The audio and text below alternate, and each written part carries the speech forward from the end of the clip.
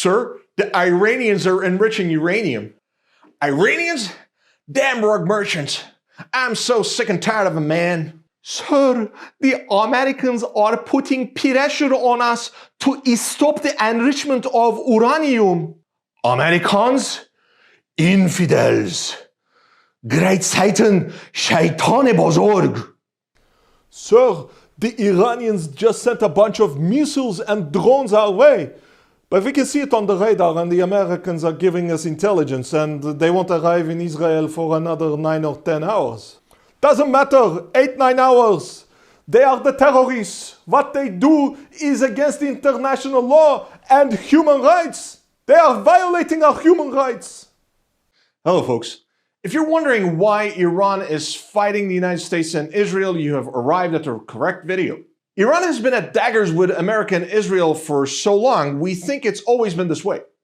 But nope, au contraire. For much of the Cold War, Iran was one of America's closest allies, and its relations with Israel were also quite good. That picture changed with the 1979 revolution that toppled the Shah and installed an Islamic Republic in Iran, establishing a theocracy, a clerical regime.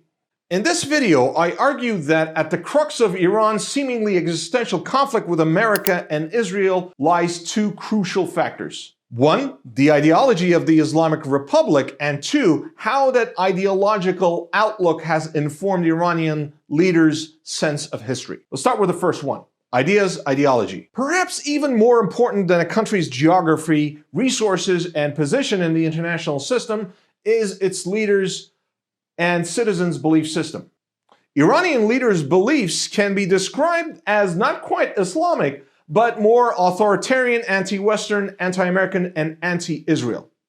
In the 1960s and 70s, the cadres that would establish the Islamic Republic allied with socialists and communists against the Shah. The radical clergy, led by Ayatollah Ruhollah Khomeini, drew its ideology in part from Islam, but more from the anti-colonial struggles of the 20th century, accusing the United States and the United Kingdom of exploiting their country by plundering its oil wealth. And they were not necessarily wrong, at least not until the mid-1960s, when the Shah's government started asserting greater control over the country's oil wealth and its domestic affairs. By 1975, the Shah seemed to have near total control and was becoming something of a regional superpower. But that quickly unraveled due to economic and political crises, paving the way for radical ideologies that were skeptical towards the West. Upon seizing power in 1979, Iran's new leaders embarked on a path of open conflict with the United States and its regional allies, especially Israel. They even found common cause with distant countries that disliked America,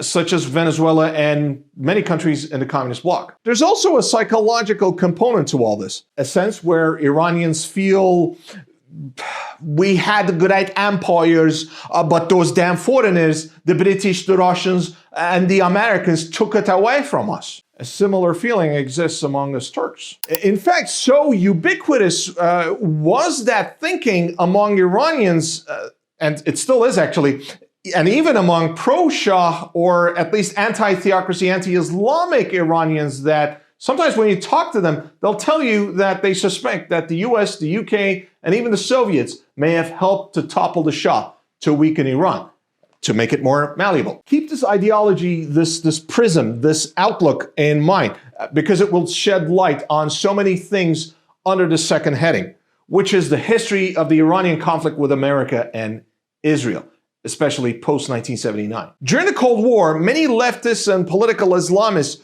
throughout the Middle East saw Israel as a US and European-backed colonialist project. Western countries, they said, wanted to get rid of their Jewish minorities who were treated so poorly in much of Europe during the 19th and 20th centuries that they were willing to go just about anywhere. So after the horrors of World War II came the establishment of the State of Israel in 1948, which led to the maltreatment and displacement of most of the local Palestinian Arabs. Meanwhile, armed Palestinian groups became allies with the cadres who would lead Iran after 1979. So after Iran did become an Islamic Republic, several things happened. 1980, Saddam Hussein's Iraq, with some US acquiescence, attacked Iran to grab its oil-rich territories. That war ended in a draw in 1988 with the death of about 1 million Iraqis and Iranians. Later on in 1990, Saddam attacked Kuwait and then he was thrown out by the US and its coalition partners. In 1993, Israel and the Palestine Liberation Organization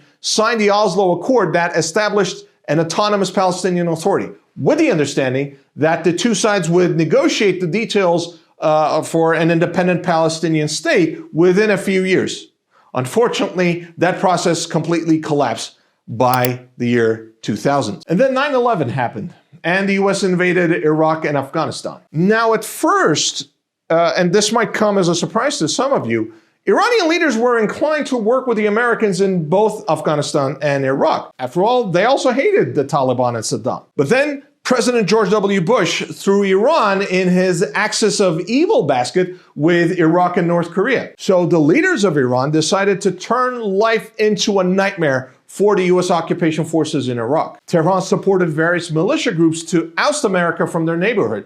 Because again, as far as the leaders of the Islamic Republic were concerned, Americans were imperialists who were not interested in anything but grabbing the oil of the Middle East. However, the Americans also lacked the strategic patience to assert and maintain themselves in trouble spots. So thought Iranian leaders, all they had to do was annoy the Yankees, push them hard enough until they would leave. While all this went down, Iran also sponsored groups and regimes that kept America and Israel busy.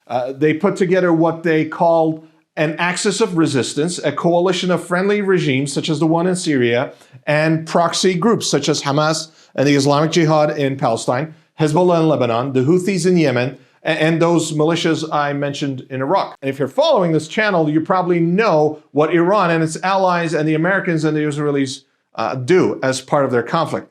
I don't want to spell them out before I have a much broader audience, as so YouTube does not throttle my traffic or shut down my channel. And perhaps we can throw in a third factor here and argue that in the post-COVID pandemic world, all three countries have so many domestic problems that bickering and occasionally lobbing missiles and drones at each other is a suitable way for them to distract their citizens. There you have it. Iran, a relatively weak but not at all a malleable country that gives endless headaches to America and Israel. That's a very brief story of how Iran became such a viciously anti-US and anti-Israel state. What do you think? Is there a way for Iran and the US and Israel to reconcile? Perhaps reconcile may be a bridge too far, but at least learn to manage their differences like normal countries. Why? Why not? Write in the comments below. For more of my videos like this one that mix the serious and the silly, the bitter and the sweet, the tragic and the comical, subscribe to my channel and hit the notifications button. Thanks a lot. I'll see you soon.